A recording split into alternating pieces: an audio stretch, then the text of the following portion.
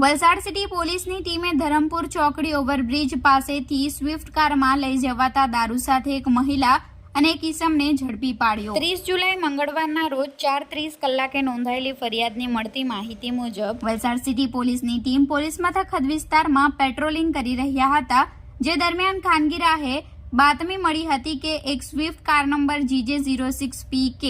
8059 નો ચાલક તથા એક મહિલા કારમાં દારૂ ભરી વલસાડ હાઈવે થઈ વડોદરા તરફ જવાના હોવાની ચોક્કસ બાતમી મળી હતી, જે બાતમીના આધારે સિટી પોલીસની ટીમે ધરમપુર ચોકડી ઓવરબ્રિજના દક્ષિણ છેડે બાતમીવાળી કારની વોચ ગોઠવી હતી, જે દરમિયાન બાતમીવાળી કાર આવતા પોલીસની ટીમે કાર ચાલકને કાર ઊભી રાખવા માટે સરકારી લાકડા વડે ઇશારો કર્યો હતો। જો કે પોલીસને નાકાબંધી જોઈ કાર ચાલકે કાર આગળ હંકારી મૂકી હતી। પોલીસની ટીમે ખાનગી વાહનમાં કારનો પીછો કરતા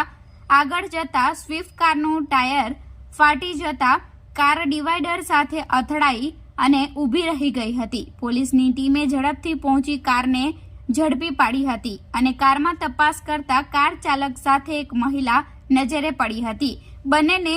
નીચે ઉતારી કારમાં તપાસ કરતા 96 નંગ વિદેશી દારૂ મળી આવ્યો હતો। પોલીસની ટીમે નેશનલ હાઈવે નંબર 48 ઉપર આવેલી સ્વાદિષ્ટ હોટલના કમ્પાઉન્ડમાં લઈ જઈ તમામ પૂછતાછ કરી કારની કિંમત 3 લાખ, દારૂની કિંમત 39,600, 2 મોબાઈલ ફોન જેની કિંમત 10,000 મળી કુલ 3,49,600 નો મુદ્દામાલ કબજે લઈ ચાલક જિગ્નેશભાઈ લોમેશભાઈ ખૂટવડ તેમજ મહિલા મયુરીબેન ચિરાગભાઈ ગુલાબરાવ